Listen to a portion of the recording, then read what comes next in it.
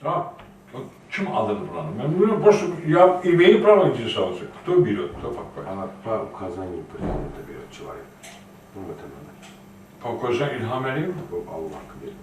Əli Əsad. Ali Əsad берет. O, bu restavrasyada edilen. Точно. Sən öl özünü nəzarət edin. Yok canım, bak uказанию İlham Aliyev qurbandır. Heç lazım değil. Sabah Türkü misalı üzbəyi göstərəsən onları. Ne problem var? Yok problem yok. Can düzüğünü söyledik qurban. Kardeş, şimdi qulaq as bir dəqiqə. Bəli. 2, 3, 4, 12, 13 и этот əmlak 35 kvadratlıq. Правильно?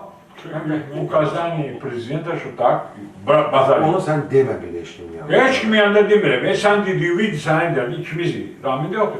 Ты сказал, указание İlham Aliyev, что вот так, базара нет. Кто мне был, Инкам Альфа, там, не знаю, там, кто чего. У меня, deyiblərsə, qurbandır, bu da bir dönüş.